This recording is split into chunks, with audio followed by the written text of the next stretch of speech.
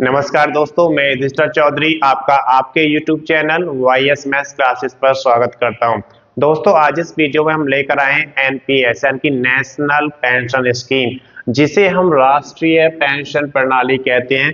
इसकी सारी डिटेल्स आज आपको इस वीडियो में बताने वाले हैं। अगर अभी तक आपने चैनल को सब्सक्राइब नहीं किया, सब्सक्राइब करें, वीडियो को लाइक करें और ज़्यादा से ज़्यादा शेयर करें ताकि ये वीडियो उन सभी दोस्तों के पास पहुंचे जो एनपीएस में खाता खुलवाना चाहते हैं। तो आइए इसकी सारी जानकारी हम आपको यहाँ पर देने वाले हैं। सरकारी कर्मचारी हैं या फिर किसी निजी संस्था में आप वर्क करते हैं या फिर आप असंगठित क्षेत्र में हैं और उसमें आप अपना खाता खुलवा सकते हैं, तो ये सारे कर्मचारी इसमें शामिल हो सकते हैं। वो सभी एनपीएस के लिए आवेदन कर सकते हैं। इसके बाद हम बात करते हैं कि इसकी शुरुआत किसने की थी।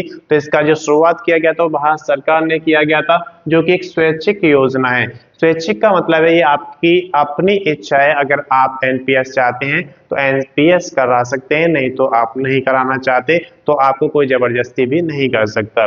इसके बाद देखिए कि एनपीएस की शुरुआत कब हुई थी। तो इसकी जो शुरुआत की गई थी भारत सरकार द्वारा 1 जनवरी 2004 में की गई थी। उस समय एनपीएस को लाया गया था कि एक नेशनल पेंशन स्कीम बनाई जाए, जिससे कि रिटायरमेंट होने के बाद लोगों को कुछ सहायता मिले। तो वित्तीय सहायता देने के लिए एनपीएस यानी कि नेशनल पेंशन स्कीम का यहाँ पर गठन किया गया था। अब बात करते हैं पात्रता की। तो इसके लिए सबसे बड़ी पात्रता है कि आप भारत के निवासी होने चाहिए, यानी कि भारत का नागरिक है तो वो इसके लिए पात्र है। अगर आयु की बात करें तो कम से कम 18 वर्ष होनी चाहिए और अधिकतम 65 वर्ष होनी चाहिए। यानी कि जब आप एनपीएस का खाता खुलवाते हैं तो आपकी आयु 18 से 65 वर्ष तक होनी चाहिए।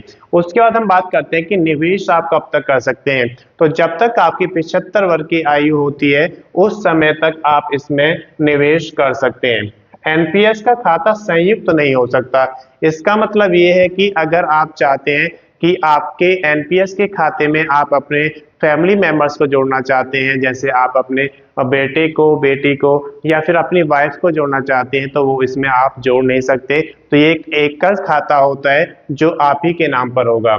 इसके बाद यहाँ पर आप देख सकते हैं कि 60 वर्ष की आयु होने पर आप पेंशन के लिए आवेदन कर सकते हैं। जैसे ही आपकी आयु 60 वर्ष होती है और अगर आप पेंशन के लिए चाहते हैं कि मुझे अब 60 वर्ष के बाद मैं रिटायर हो रहा हूं तो मुझे पेंशन मिलनी चाहिए, तो आप उसके लिए अप्लाई कर सकते हैं। उसके लिए आप निकासी की अगर हम बात करें तो सेवानिवृत्त यानी कि जब आप रिटायर होंगे उस समय आपको 20% धन निकाल सकते हैं। जितना आपका एनपीएस में जमा राशि होती है उसका 20% आप रिटायरमेंट के समय निकाल सकते हैं। उसके बाद शेष जो राशि है वो आपकी मासिक पेंशन में आपको मिल जाएगी, तो उसको मासिक पेंशन में कन्वर्ट कर दिया जाता है। अब बात करते हैं कि इसमें कौन कौन से लाभ आपको मिलते हैं। तो कर लाभ इसमें मिलता है, यानी कि आपको इनकम टैक्स में छूट दी जाती है। धारा 80C और 80CCD के तहत इसमें कर में छूट आपको दी जाती है। एनपीएस का जो खाता होता है एक पोर्टेबल खाता होता है, यानी कि अगर आप एक संस्थान को छोड़कर दूसरी संस्थान में जाते हैं तो आप उसको खाते को पोर्टेबल है पोर्ट करा सकते हैं।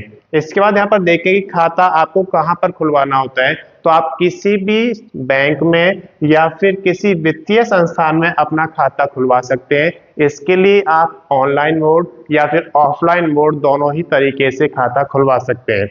लाभ की अगर बात करें तो इसमें सेवानिवृत्त के बाद आपको गारंटी दी जाती है कि कुछ इनकम आपको दी जाए।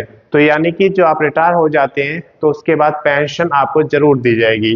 कर में लाभ मिलता है, जैसे कि अभी आपको यहाँ पर बताया गया कि धारा 80C और 80CCD के तहत कर में छूट इसमें दी जाती है।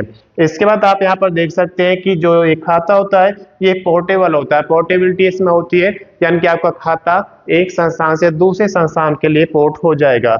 और निवेश के लिए जो विभिन्न विकल्प हैं वो यहाँ पर आप देख सकते हैं कि सरकारी सेक्टर जैसे कि आपका केंद्र सरकार या फिर राज्य सरकार जो आपके सरकारी सेक्टर में आते हैं, निजी सेक्टर जैसे कि आपके कॉरपोरेट की बात करते हैं, या फिर भारत का कोई भी नागरिक है वो इसमें खाता खुलवा सकता है।